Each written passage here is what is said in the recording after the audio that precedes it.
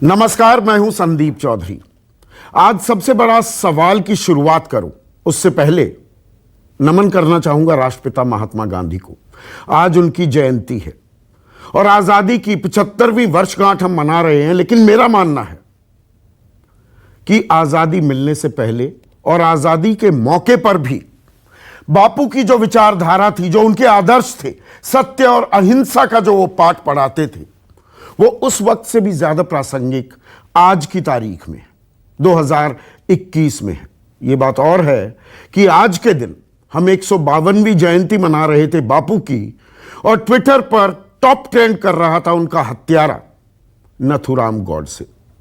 ये भी एक हकीकत है न्यू इंडिया की। लेकिन अब मुद्दे पर आते हैं। एक नारा पिछले कुछ सालों से लगातार हम बुलंद कर रहे हैं, हमारे सामने पेश किया जा रहा है, सबका साथ सबका विकास, और उसमें जुड़ गया है सबका प्रयास। लेकिन इस नारे को कुछ ज्यादा ही गंभीरता से और जमीन पर उतारने का पूरा मन बना लिया है जीडीपी ने। जीडीपी मतलब ग्रॉस डोमेस्टिक प्रोडक्ट नहीं, हमारा सकल घरेलू उत्पाद नहीं, बल्कि गैस, डीजल और पेट्रोल ने, ये तीनों मिलकर अपना विकास कर रहे हैं और महंगाई को दावत दे रहे हैं, और आपकी मेरी जेब पर मिलकर डाका मारा जा रहा है। डाका। पिछले 7 दिनों में, बल्कि मैं कहूं 8 दिनों में 6 बार पेट्रोल के दाम बढ़ा दिए गए हैं। आज भी बढ़े हैं। वो छोटे छोटे बढ़ाए जाते हैं, बकरा किस्तों पर है ना। 25 पैसे पेट्रोल के दाम, 30 पैसे डीजल के दाम, और अब ये लगातार बढ़ रहे हैं। हवाला वही पुराना कि अंतर्राष्ट्रीय बाजार में तेल की कीमतें बढ़ने लगी हैं। अरे भाई, घटी थी तो वो तेल के दाम घटे क्यों नहीं? वो जस के तस क्यों थे? इस सवाल का कोई जवाब नहीं देता। पिछले साल तो अंतर्राष्ट्रीय बाजार में तेल की कीमतों ने जबरदस्त गोता खाया था। $18 पर बैरल तक भी कच्चे तेल की कीमतें चली गई थी, लेकिन दाम नहीं घटे। क्योंकि जो हमारे अर्थशास्त्री बैठे हैं ना, जो हमारी व्यवस्था को चलाते हैं, उन्होंने एक्साइज ड्यूटी बढ़ा दी, तो दामों में कोई राहत आपको या मुझको नहीं मिली। फिर चुनाव आए तो दाम यकायक रुक गए। 2 मई को चुनावों के नतीजों की घोषणा हुई। 4 मई से धड़ाधड़ अगले 3 महीनों में 43 बार पेट्रोल डीजल के दाम बढ़ा दिए गए। फिर हो हल्ला मचा, तो अगस्त और सितंबर फिर आपको मुझको राहत मिली। लेकिन इसे कहते हैं ना, एक अंग्रेजी में कहावत है, लल बिफोर द स्टॉर्म। आंधी आने से पहले की एक खामोशी, एक चुप्पी, एक सन्नाटा, वही था क्या अगस्त और अब सितंबर के महीने में? क्योंकि दाम लगातार बढ़ने लगे हैं। और दाम का आलम क्या है? मध्य प्रदेश के अनूपपुर में 114 रुपए 5 पैसे पेट्रोल के दाम, डीजल 102 रुपए 57 पैसे, 110 के ऊपर पेट्रोल, 100 के ऊपर डीजल। गंगानगर में 102 रुपए 80 पैसे पेट्रोल, 112 रुपए 80 पैसे और 103 रुपए 13 पैसे डीजल। भोपाल 110 रुपए 63 पैसे पेट्रोल, बेंगलुरु में 105 रुपए 69 पैसे, पटना में 105 रुपए 29 पैसे, दिल्ली जहां पर मैं हूं 102 रुपए 14 पैसे, मुंबई में 108 रुपए 19 पैसे, कोलकाता में 102 रुपए 77 पैसे, सब जगह 100 रुपए के पार। और डीजल भी जहां 100 के पार नहीं हुआ है, 90 के पार या 99, 98, 97 पर लटक रहा है, झूल रहा है। और जब सबका साथ सबका विकास हो रहा है, सबका प्रयास चल रहा है, तो गैस पीछे क्यों रहेगी? और आपको मालूम है 1 दिसंबर से अब तक, अभी आज नहीं बढ़ाए गए, घबराइएगा मत, एलपीजी के दाम नहीं बढ़े, रसोई गैस के दाम नहीं बढ़े, पर 290 रुपए 50 पैसे कीमत बढ़ चुकी है पिछले 9 महीनों में। इस बार क्या बढ़ा, अब वो बताना जरूरी हो जाता है। जो कमर्शियल गैस है, एक तो आप घर में इस्तेमाल करते हैं सिलेंडर, वो 14 किलो 200 ग्राम का होता है।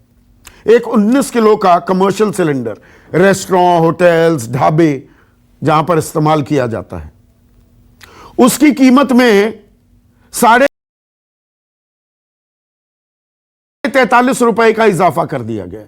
छोटा सा इजाफा, 43.5 रुपए। अब इसकी कीमत दिल्ली में 1736 रुपए हो गई है। 1736। अब आप होटल, रेस्टोरेंट या ढाबे में भी जाएंगे, आपकी हैसियत के मुताबिक या स्वाद के मुताबिक। बहुत से लोग ढाबे पर ही खाना पसंद करते हैं, मैं भी उनमें से एक हूं। खाना चाहे सस्ता हो, स्वादिष्ट बहुत होता है, जायका अलग ही है। वहां पर भी दाम बढ़ेंगे, पर सबका प्रयास चल रहा है, तो सीएनजी और पीएनजी पीछे क्यों रहेंगे? अब सीएनजी के दामों में बढ़ोतरी कर दी गई है। 2.28 रुपए प्रति किलो सीएनजी महंगी हो गई है। आप जो अपनी गाड़ी चलाते हैं ना, कि हमारे पास तो सीएनजी वाली है, आप चलाते हो पेट्रोल डीजल की, देखो हमें सस्ता पड़ रहा है। अब सीएनजी 2.28 रुपए महंगा, 47.48 रुपए प्रति किलो दाम हो गया है। दिल्ली एनसीआर की मैं बात कर रहा हूं।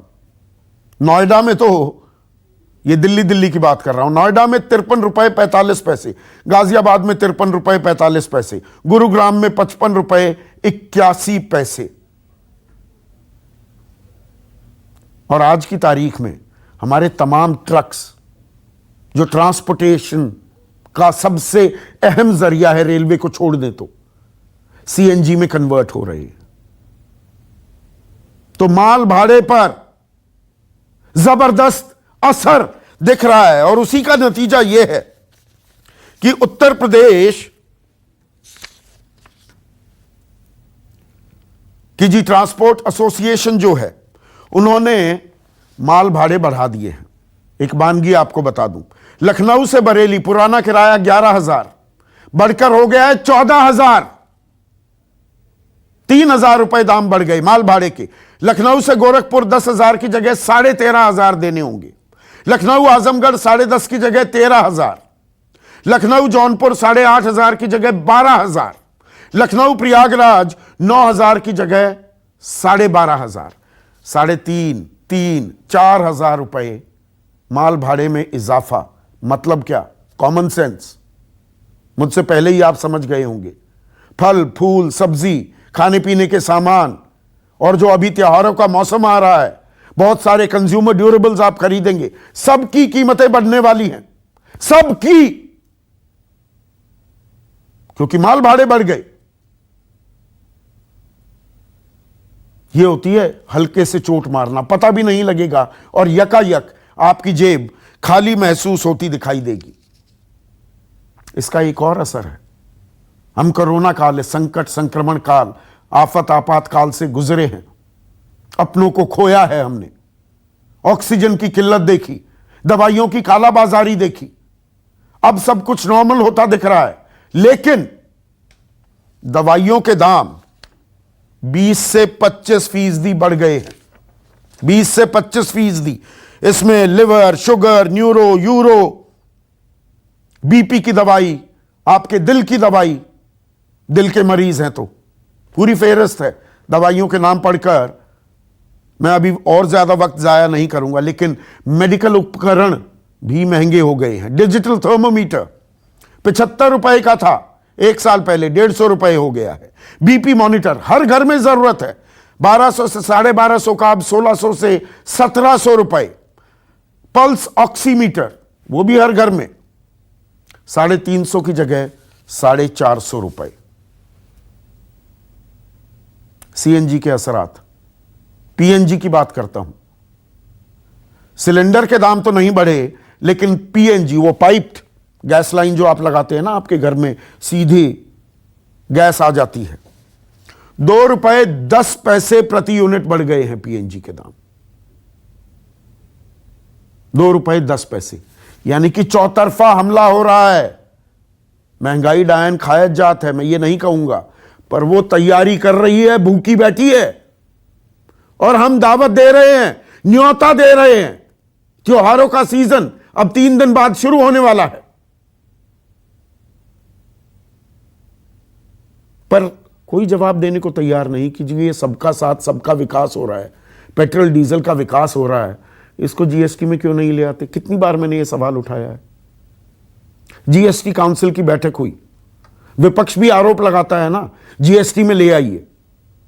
जीएसटी की बैठक हुई, विपक्षी राज्य भी, बीजेपी की तो बहुतायत है ही, साफ नकार दिया, खारिज कर दिया इस प्रस्ताव को। जी नहीं, पेट्रोल डीजल को हम जीएसटी के दायरे में नहीं लाएंगे। 28% लगेगा टैक्स, अभी 60% लगता है। 60% सीधे ₹32 कम हो सकती है कीमत। बिल्कुल आसान गणित बता रहा हूं। ₹100 का पेट्रोल है, वो ₹68 में मिल सकता है अगर जीएसटी काउंसिल में आ जाए। सब मना कर रहे हैं। नतीजा, आम आदमी की क्या हालत है, सुनिए उन्हीं की जुबान।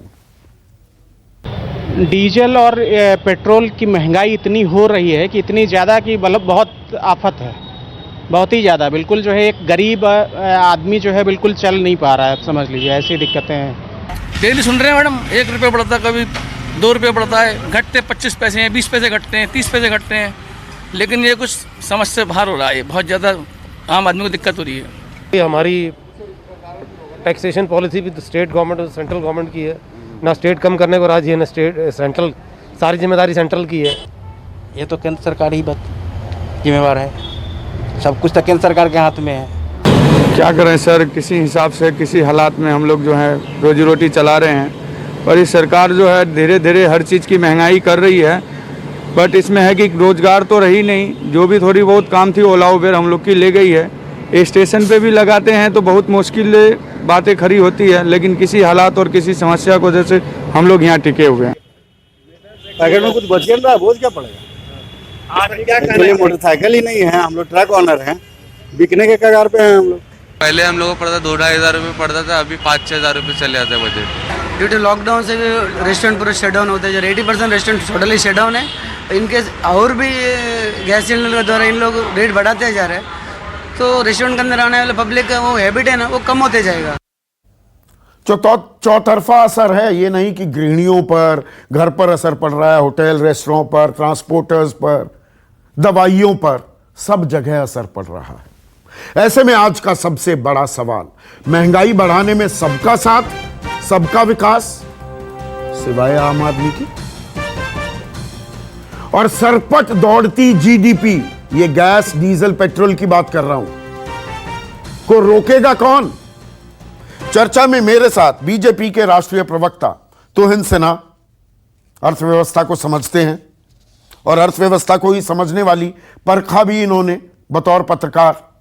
कांग्रेस की राष्ट्रीय प्रवक्ता सुप्रिया श्रीनेट, जेडीयू अहम घटक है मोदी सरकार की, साझा सरकार बिहार में चला रहे हैं उनके वरिष्ठ नेता राजीव रंजन, समाजवादी पार्टी के राष्ट्रीय प्रवक्ता घनश्याम तिवारी, जीएसटी का मैंने जिक्र किया है, इनसे और बात करूंगा, और जाने माने अर्थशास्त्री और सीए शरद कोहली मेरे साथ हैं। तो तुहिन, सबका साथ, सबका विकास, सबका प्रयास हो रहा है महंगाई बढ़ाने में। संदीप जी नमस्कार, मैं आपसे अपील करूंगा कि कम से कम शुरुआती कमेंट्स होंगे तो आप जरा से कुछ में बहुत मेहरबानी होगी। देखिए, जो आपने सुझाव दिया कि पेट्रोल की कीमत को जीएसटी में शामिल किया जाना चाहिए, पिछले सप्ताह इसको लेकर जीएसटी काउंसिल के साथ मीटिंग हुई थी और ये केरला हाईकोर्ट के निर्देश भी था कि आप इसको सीरियसली कंसिडर करें। सबसे पुरजोर इसका विरोध किसने किया? अजीत पवार, जो कि कांग्रेस के साठगांठ में, जो कांग्रेस के साथ जो है, जिन्होंने महाराष्ट्र में सरकार बनाई है और जहां जो सरकार का हिस्सा है टैक्सेस का वो सबसे अधिक है पेट्रोल में 42%। जो केंद्र सरकार टैक्स अभी केंद्र सरकार को जाता है वो बिल्कुल स्थिर है। जब यूएसडी 19 था $19 था प्रति बैरल क्रूड ऑयल का प्राइस इंटरनेशनल मार्केट में, तब भी सरकार, केंद्र सरकार को लगभग 32% जाता था और आज भी वो 32% जाता है। लेकिन इस राज्य सरकार ने पिछले 3 महीने में सबसे ज्यादा अपने हिस्से के टैक्स को बढ़ाया, टीएमसी ने, जहां लगभग ₹3.5 की वृद्धि हुई है। देखिए, पेट्रोल की कीमत जो है पूरी तरह से स्थिर नहीं रह सकती है। वो क्रूड ऑयल की प्राइस जो अंतर्राष्ट्रीय लेवल पे होती है उस पर निर्भर करती है। लेकिन जब आप गांधी जी की बात करते हैं तो स्वच्छ भारत में जहां 39% सैनिटेशन कवर से हमने पिछले 7 सालों में 100% सैनिटेशन ये किया है, अचीव किया है, तो कहीं ना कहीं वो जो टैक्स आ रही है पेट्रोल की कीमतों से उसका हिस्सा रहा है, उसका एक योगदान बड़ा रहा है। आज जब नल से जल कार्यक्रम के तहत 5 करोड़ घरों में जब डायरेक्ट जल हमने मुहैया कराई है, तो मेरे ख्याल से गांधी के आदर्शों पर हम चल रहे हैं और इसी को सबका साथ सबका विकास कहते हैं, जो शायद आप नहीं मानते हैं। हमें भी पीड़ा होती है, पेट्रोल की कीमत जो बढ़ती है, ऐसी बात नहीं है कि हम, लेकिन इसका एक लॉन्ग टर्म सोल्यूशन हम निश्चित तौर पर निकालने का प्रयास कर रहे हैं। 2014 में जब नारा बुलंद करते थे तुहिन कि बहुत हुई पेट्रोल डीजल की मार, अब की बार मोदी सरकार, तो वो नारा बस एक नारा था, वो जुमला था। 9 बार आपने एक्साइज ड्यूटी बढ़ाई। पिछले साल जब $19 आपने माना कच्चे तेल की कीमतें गई थी, तो तेल के दाम, पेट्रोल के दाम कम हो सकते थे, तब आपने एक मुश्त ₹10 और ₹13 एक्साइज ड्यूटी बढ़ा दी, जो आज तक नहीं घटी है। इस बात को भी मानिएगा, गलत तो नहीं कह रहा मैं। और नहीं, मैं इसीलिए कह रहा हूं कि जो आज उज्ज्वला योजना से लेकर जो सारे सोशल वेलफेयर कार्यक्रम हुए हैं, जनधन योजना है, वो उन सब में ये इन पैसों का सदुपयोग हुआ है। लेकिन मैं आपको ये भी याद दिला दूं, निर्मला सीतारमण जी ने, हमारी फाइनेंस मिनिस्टर ने पूरे डिटेल के साथ अगस्त में एक ब्यौरा दिया था कि किस प्रकार से जो ऑयल बॉन्ड्स 2013 में यूपीए की सरकार ली थी उसके रीपेमेंट का एक पूरा ब्यौरा दिया था, जिसमें कितना दोबारा से एक बार बताइए ना, दर्शकों को, दर्शक भूल जाते हैं, कितना लिया था? मैं आपको जो है प्रति साल कितना उसमें इंटरेस्ट रीपेमेंट जा रहा है, बताइए इस वक्त अभी आपको दे देता हूँ। नहीं, मैं बता देता हूँ, आपको नहीं पता तो। अगर आप मुझे 1 सेकंड का वक्त, 1,34,000 के ऑयल बॉन्ड्स थे और अब तक कुल मिलाकर 70,000 के करीब की पेमेंट हुई है ब्याज के तौर पर। 70,000 करोड़ के नाम पर 23 लाख करोड़ रुपए आपने एक्साइज में कमा लिए और 70,000 की दुआई देते रहेंगे। एक बहुत बड़ा अवरोधक साबित हुआ है एक्साइज ड्यूटी को कम करने में, ये तथ्य है। अच्छा, मतलब 23 लाख करोड़ कमा सकते हैं एक्साइज बढ़ाकर, आपके और 70,000 की पेमेंट की है। 70,000 करोड़ बनाम 23 लाख करोड़, ये थोड़ा गणित समझ नहीं आ रहा। देखिए, ये सालाना जो है लगभग, आपको मैं इंटरेस्ट रीपेमेंट जो 2014-15 से चल रहा है 10,200 70,000 करोड़ है, मैं गलत फिगर नहीं बताता हूं। नहीं, तो ये 2025-26 तक ये रीपेमेंट चलेगा। जो लास्ट इसका रीपेमेंट मतलब 1,34,000 करोड़ के नाम पर 23 लाख करोड़ आप ले लेते हैं, आम आदमी के ही पैसे हैं ना ये। नहीं, उसका सदुपयोग कहाँ हुआ ये भी मैंने आपको बताया। नल से जल योजना, जहां 5 करोड़ घरों पर अगर पिछले 2 सालों में डायरेक्ट नल का पानी आया है, तो क्या इससे नुकसान हुआ? जब आपके पत्रकार जाकर इंटरव्यू कर रहे थे, कम से कम उनको ऐसे लोग मिल गए जो निराश है। लेकिन जब अजीत अंजुम जाते हैं तो उनको ऐसे लोग नहीं मिलते हैं कि कहीं ना कहीं ये गरीब वर्ग भी ये मान रहा है कि जो नहीं, आप कौन डिनाई कर रहा है? मैं यहाँ पर बाहर के पत्रकारों पर कोई टिप्पणी भी नहीं करता हूँ। आप न्यूज़ 24 की बात कीजिए, जन कल्याणकारी आप नीतियां कर रहे हैं, नल में जला रहे हैं, सुनिए ना, बहुत अच्छी बात कर रहे हैं। आपने उज्ज्वला योजना का भी जिक्र किया, तो थोड़ा ये समझाइए, 1 दिसंबर से अब तक ये 290 रुपए 50 पैसे जो बढ़ गए घरेलू गैस के दाम, और 3 करोड़ लोगों ने, उज्ज्वला योजना में 8 करोड़ थे ना, उन्होंने रिफिल ही नहीं कराया, इतनी महंगाई हो गई गैस। ये उज्ज्वला योजना में भी आप जिसकी दुहाई दे रहे हैं, 3 करोड़ 20 लाख सिलेंडर्स रिफिल नहीं हुए हैं, सरकार का आंकड़ा है। देखिए, उसके कारण क्या है इस वक्त मुझे नहीं पता। मैं इतना आपको बता सकता हूं, ये कीमतें पूरी तरह स्थिर नहीं हो सकती एक फ्री मार्केट में। अच्छा, ये जो है डिपेंडेंट है सर्टेन फैक्टर्स में, सर्टेन इंटरनेशनल। अच्छा ये बताइए, $75-76 पर बैरल था जुलाई अगस्त में, वो गिरकर $60 पर बैरल आया, तो तेल की कीमतें घटी क्यों नहीं?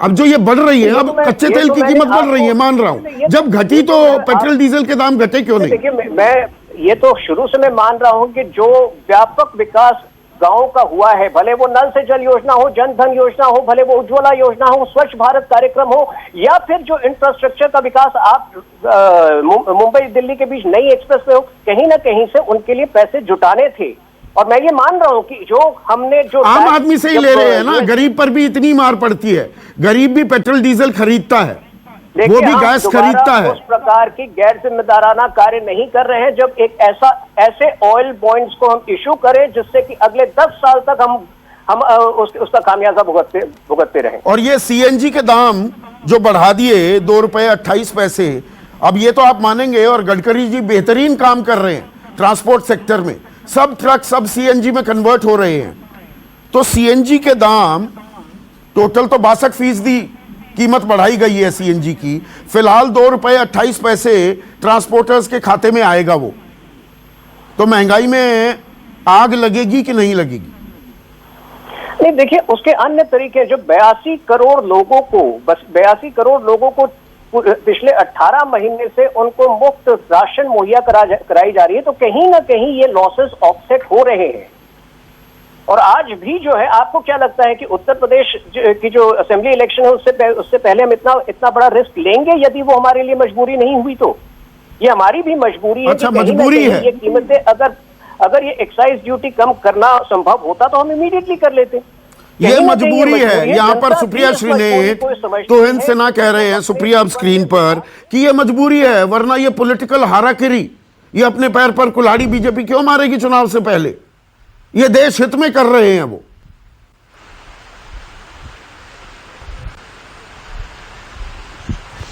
आपने इनको इंट्रोड्यूस तो किया था कहकर कि इकोनॉमिक विषयों पर समझ रखते हैं, मुझे तो बहुत ही नासमझ साबित हो रहा है। अभी इसके पहले मैं एक और शो पर थी, आज यही खर्रा दिया गया कि नल से जल बोलना है, 80 करोड़ लोगों को धान दिया वो बोलना है। मेरी मैं कुछ तथ्य आपके सामने रखना चाहती हूँ, और एंड मोर एज मैं आम आदमी की तरह बात करना चाहती हूँ, सिर्फ कांग्रेस की बात नहीं करना चाहती हूँ। बिल्कुल सही बात है, जीएसटी में इस पर बहुत हॉट डिबेट हुआ, क्यों हुआ और कौन कौन तैयार था? एक भी मुख्यमंत्री, 17 जगह इनकी सरकार है, इनका एक भी मुख्यमंत्री नहीं तैयार है कि पेट्रोल और डीजल को लाया जाए जीएसटी में। क्यों आपका नहीं कौन मुख्यमंत्री, कौन वित्त मंत्री तैयार था? तो ये राय दी गई थी कि फ्यूल को ले आइए। हाँ, पहले मुझे खत्म कर लेने दीजिए, फिर पूछिएगा। जब जीएसटी बन रहा था तो कहा जा रहा था फ्यूल को ले आओ, ये नहीं माने थे, इनको बड़ी जल्दी थी अपनी मोहर लगाने की जीएसटी पर। उसके बाद इन्होंने दिखाया, जब लोगों का पैसा रोक लिया, उस पर कुंडली मार के बैठ गए, कोरोना काल तक में बकाया था, नहीं दिया सरकारों को, तो अब इन्हीं की सरकारों को विश्वास नहीं है, इसलिए वो नहीं चाहते हैं कि फ्यूल जीएसटी में आए, थोड़ा बहुत पैसा उसी से आता है, वो नहीं कर सकते। पहला झूठ। दूसरा भ्रमित करने वाला झूठ वित्त मंत्री ने बोला था, यहां पर प्रवक्ता बोल रहे हैं ऑयल बॉन्ड। एग्जैक्ट अमाउंट है 71,198 करोड़ रुपीस। आपने इकट्ठा किए हैं 23 लाख करोड़ रुपए सिर्फ केंद्र सरकार ने एक्साइज ड्यूटी में। 3.5% है, लोगों को राहत दे सकते थे। आपने सवाल पूछा कि क्या किया आपने जब $60 बैरल हुआ था? अरे जब $19 बैरल हो गया था 2020 में, तब क्या दाम कम हुआ था? और एक्साइज 7 बार नहीं, एक्साइज 13 बार बढ़ाई गई है। नहीं, 9 बार पहले बढ़ाई गई थी, फिर 2 करके 2 बार नहीं है। वो डीरेगुलेटेड मार्केट है। आपके पास एग्जैक्टली आपके पास तरीका है, आपके पास तरीका है एक्साइज ड्यूटी को कम करने का। और मैं एक्साइज का एक सच जरूर रखना चाहती हूं, सरकार के सामने भी और जनता के सामने भी। ये कहा जाता है कि केंद्र सरकार जो है बहुत कुछ नहीं कर पाएगी, बहुत खर्चा करना है, राज्य सरकारों के ऊपर सर ठीकरा फोड़ा जाएगा।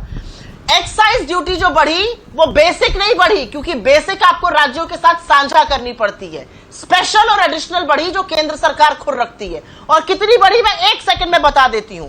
2014 में केंद्र सरकार को एक्साइज मिलती थी ₹2.14, राज्य सरकार को मिलती थी ₹1.14। अब केंद्र सरकार को एक डीजल पे मिल रही है ₹31.06 और राज्य सरकारों को मिल रहा है 74 पैसा। 57 पैसा मिल रहा है राज्य सरकारों को पेट्रोल पर, केंद्र सरकार को ₹32.33। इस तरह से आपने एक्साइज अपने पास रखी है। वैट तो की भी इधर बात उधर की कीजिए ना बातें मत सुप्रिया, करिए। उज्ज्वला वैट से की भी आपने तो कीजिए उज्ज्वला ना की ना ना फोटो उज्ज्वला पे बनवा आता दी। हूं, पहले वैट की बात कीजिए वैट ना। पे बात कर रही हूं। वैट सबसे ज्यादा जो लगता है उसमें महाराष्ट्र और पंजाब अग्रणी राज्यों में है, और राजस्थान को भी जोड़ देता हूं, वहां भी कम नहीं है। तो उसको कम क्यों नहीं करते आप? रास्ता क्यों नहीं दिखाते? क्या आपके वित्त मंत्री, आपके नुमाइंदे, आपकी सरकारों के साफ उन्होंने भी खारिज नहीं किया यह प्रस्ताव कि पेट्रोल डीजल की कीमतों को जीएसटी के दायरे में लाया जाए? यह फैसला क्या सर्वसम्मति से नहीं हुआ? पर यह समझिए कि क्यों खारिज किया। बिल्कुल ये समझिए कि क्यों खारिज किया। विपक्ष ने तो किया ही, उसमें कांग्रेस और गैर भाजपा राज्य भी थी, लेकिन भाजपा के राज्यों ने भी नहीं माना कि उसको लाना चाहिए जीएसटी में। आपने भी तो नहीं माना। कोरोना काल आया तो सरकार ने राज्यों को उनका बकाया जीएसटी का पैसा दिया ही नहीं था। अरे संदीप जी, जब राज्यों को पैसा चाहिए था तो इस सरकार ने जीएसटी का बकाया ही नहीं दिया है। सबको पता है बकाया देते ही नहीं है, तो कौन अपने हाथ दोबारा तो आम आदमी के घर में मनी प्लांट लगा हुआ है क्या सुप्रिया श्रीनेत? क्योंकि अब इनका हमने घर में मनी प्लांट लगा रखा है, हमें बली का बकरा बना दो। राज्य सरकार भी खींचेगी, केंद्र सरकार भी खींचेगी, ऊपर से तुर्रा ये आपकी भलाई के लिए, जन कल्याणकारी नीतियों के लिए पैसा इस्तेमाल हो रहा है। अरे भाई मेरा पैसा मेरे ऊपर ही इस्तेमाल कर रहे हो, मुझ पर ही एहसान जता रहे हो और मेरी जेब खाली किए जा रही हो। बिल्कुल। और संदीप जी इसीलिए मैं बोलना चाहती हूं कि डीजल की और जीएसटी के दाम बढ़ाने से, जीएसटी में रेट हाई करने से आपने हर किसान की प्रति हेक्टेयर 15,000 रुपए लागत बढ़ाई। अब जो आपने पीएनजी बढ़ाया है उससे कीटनाशक और फर्टिलाइजर का दाम बढ़ाया है। आप उन्हीं से ऐड कर उन्हीं को देने का ढोंग क्या करते हैं? आप ये क्या बोलते हैं हम ये योजना चला रहे हैं? योजना केंद्र सरकारें पहले भी चलाती थी, आप कोई पहली केंद्र सरकार नहीं है। हिंदुस्तान 1947 में आजाद हुआ था, 2014 में नहीं। कब तक इधर उधर ठीकरा फोड़िएगा? तो वही तो हो रहा है, मैं तो कह रहा हूं सब मिलकर कर रहे हैं ना। ये पैसा आया था फ्यूल से। ये सबका साथ सबका विकास में राजीव रंजन, केंद्र सरकार का भी विकास हो रहा है, उसका खजाना भर रहा है, राज्य सरकारें भी अपना पैसा कहीं ना कहीं हमसे ऐंठ रही हैं। और ये सिर्फ पेट्रोल डीजल की बात नहीं है, या गैस का 290 रुपए 50 पैसे सिलेंडर के दाम बढ़ चुके ना। अब कमर्शियल सिलेंडर के दाम 43.5 रुपए बढ़ा दिए, सीएनजी के दाम बढ़ा दिए, पीएनजी के दाम बढ़ा दिए, माल भाड़े बढ़ रहे हैं। त्योहार के सीजन में वो महंगाई डाइन फिर घर पर आकर खटखटाने लगेगी। गलत कह रहा हूं, बढ़ा चढ़ा कर कह रहा हूं? नहीं, मैं आपकी बात से सहमत हूं। इसलिए सहमत हूं कि निसंदेह जिस समय क्रूड ऑयल के अंतर्राष्ट्रीय मूल्य जिस समय गिर रहे थे, उस समय भी भारत में चाहे वजह जो भी हो, जो पैसे उपभोक्ताओं से लिए गए हैं, आज अगर अंतर्राष्ट्रीय दरों में वृद्धि हुई है और फिर उसके आधार पर दोबारा ये मूल्य वृद्धि का जो ये आज बोझ है उपभोक्ताओं के ऊपर, वो निसंदेह एक मुश्किल स्थिति है। लेकिन मुझे ऐसा लगता है कि इसका समाधान ढूंढना है या हम लोगों को 40 मिनट निकालना है। अगर निकालना है तो मैं ईमानदारी से चाहता हूं कि भारतीय जनता पार्टी से अगर कांग्रेस असहमत है तो कांग्रेस के मुख्यमंत्रियों की ओर से जीएसटी काउंसिल में से जीएसटी के दायरे में लाने की पहल हो। भारतीय जनता पार्टी के ऊपर भी नैतिक दबाव होगा और हमारे जैसे राजनीतिक दल जो किसी एक राज्य तक सीमित हैं, उन सबको उनके साथ आना पड़ेगा। नहीं, ये जो बीजेपी कह रही है, एक सेकंड के लिए रोक रहा हूं राजीव बाबू, जो तुहिन ने कहा कि नहीं इन्होंने रोक दिया, तो मतलब ये सरकार विपक्ष के विरोध के चलते अपने जो अहम कदम उठाने होते हैं वो रुक जाती है क्या? 370 हटाने में कोई बाधा आया विपक्ष? सीए एनआरसी पर कोई बाधा आया? जो सरकार करना चाहती है करती है ना। देखिए, जीएसटी काउंसिल में तो ऐसे भी कोई एक पॉलिटिकल पार्टी अगर चाहे भी तो एक तरफा फैसला नहीं होगा, और मुझे ऐसा लगता है सर्वानुमति से फैसले हो तो ज्यादा बेहतर है। पहल कांग्रेस को करनी चाहिए मुख्य प्रतिपक्षी पार्टी होने के नाते। अच्छा, सत्ता की कोई जिम्मेदारी नहीं, केवल घड़ियाली आंसू बहाने के बजाय सत्ता की केंद्र की कोई जिम्मेदारी नहीं। पहली बात। दूसरी बात, केंद्र सरकार को केंद्रीय करों में जो राज्यों की हिस्सेदारी को लेकर हम लोगों ने पहले भी कहा कि सेंट्रल टैक्सेस में जो राज्यों का शेयर है वो 50% कर दीजिए। आंतरिक संसाधनों में राज्यों के पास राजस्व को जुटाने के लिए कुछ अवसर होंगे, और वैट और सेंट्रल एक्साइज बहुत आसान जरिया है, राज्य हो या केंद्र सरकार, इसलिए उसके जरिए जो 3 लाख करोड़ रुपए के आसपास केंद्र सरकार और 2 लाख करोड़ रुपए राज्य सरकारों का, तो राज्य सरकारों की आज भी जो वैट के जरिए जो कमाई हुई वो उसके मुकाबले कम है। लेकिन एक जो वित्तीय संपोषण का या वित्तीय प्रबंधन का जो ग्रॉस बजटरी सपोर्ट का जो सिस्टम है, उसमें आपको देखना होगा कि राज्यों को धन उगाने के लिए आपने जो अवसर दिया वो पर्याप्त नहीं है। केंद्र को कहीं ना कहीं अपना शिकंजा कमजोर करना होगा, उनकी हिस्सेदारी बढ़ाइए केंद्रीय करों में, और सबको मिल करके जीएसटी के एम्बिट में इसको लाना होगा, दायरे में लाएंगे तभी मैं आपकी बात से सहमत हूं कि सीधे ये 32% की जो गिरावट आएगी, मूल्य वृद्धि चाहे जिस क्षेत्र में भी हो, माल भाड़े कितना खतरनाक आपने आंकड़े रखे, निसंदेह आम लोगों की कठिनाइयां, तो माल भाड़ा देगा वो सब्जियां महंगी करके आएगा बाजार में लेकर, खाने पीने का सामान, जो सामान खरीदेंगे अभी त्योहारों में, कंज्यूमर ड्यूरेबल्स भी खरीदेंगे, फ्रिज, टीवी, फोन, कुछ भी खरीदेंगे, बर्तन खरीदेंगे, सब महंगे होंगे ना। लेकिन ये ब्लेम गेम का सवाल नहीं है, ये ढूंढना पड़ेगा रास्ता। अगर नहीं, रास्ता कौन ढूंढेगा, मुझे ये बताइए। एक सेकंड, घनश्याम तिवारी स्क्रीन पर, ये रास्ता कौन ढूंढेगा? मतलब ये बड़ा आसान है और ये बात सही भी है। मैं ये नहीं कह रहा हूं कि केंद्र सरकार या राज्य सरकारें जो रोना रो रही हैं कि जी पैसे की कमी है, मान लिया पैसे की कमी है, तो हमारे घर में बेड के नीचे क्या नोटों की एक खदान लगी हुई है आम आदमी के घर में? आप 80 करोड़ लोगों को खाना खिला रहे हैं, मानता हूं मैं। जल आ रहा है नल में, मान लिया। उज्ज्वला स्कीम चल रही है, मान लिया। लेकिन 97% भारतीयों की आय घटी है, आमदनी घटी है, कि पहले के मुकाबले कम कमा रहे हैं। 23 करोड़ लोग गरीबी रेखा के नीचे चले गए हैं। तो आम आदमी कितना बोझ सहेगा? सरकार तो कह दे जी हमारे पास खजाना नहीं है, आम आदमी कह सकता है, मैं कह सकता हूं जी मेरे पास पैसे नहीं है, मैं टैक्स देना बंद कर दूंगा। ये जो मैं रेस्टोरेंट में खाना खाने जाता हूं, लगता है कि एक केंद्र और राज्य सरकार भी मेरे साथ बैठकर खाना खा रहे थे, मैं कह दूं मैं नहीं देता टैक्स। नमस्कार संदीप जी, आपको, मेरे को पैनलिस्ट को और दर्शकों को और सभी को राष्ट्रपिता महात्मा गांधी के जन्मदिवस पर शुभकामनाएं और राष्ट्रपिता को श्रद्धांजलि। जय जवान जय किसान के नारे को बुलंद करने वाले प्रधानमंत्री शास्त्री जी को भी शुभकामनाएं, उनके सभी के लिए शुभकामनाएं और श्रद्धांजलि। जहां तक केंद्र सरकार का सवाल है, ये बात सरासर झूठ है, और कम से कम आज भारतीय जनता पार्टी के आज के दिन, सत्यमेव जयते के दिन, ये मानना चाहिए कि लगातार जनता से छूट, जो सरकार, जो प्रधानमंत्री 2014 में कह रहे थे कि बहुत पेट्रोल डीजल की बात, जब अंतर्राष्ट्रीय स्तर पर दाम बढ़े हुए थे, वो आज 2021 में कह रहे हैं कि हम मजबूर हैं। ये तो धोखा है जनता के साथ। जब से ये सरकार रही है, इस सरकार ने अपनी मजबूरी अपने चुनिंदा पूंजीपतियों को नहीं दिखाई, जो प्रतिदिन 1000 करोड़ जिनकी संपत्ति बढ़ जाती है, वो मजबूरी भारतीय जनता पार्टी के सामने नहीं आती, जिसकी आय प्रति 2 वर्षों में दोगुनी हो जाती है। लेकिन जब वो गरीब जनता की रोजगार की बात आती है, या दाल की बात आती है, या तेल की बात आती है, या खाने के तेल की बात आती है, पेट्रोल डीजल की बात आती है, तो सरकार मजबूर दिखाई देती है।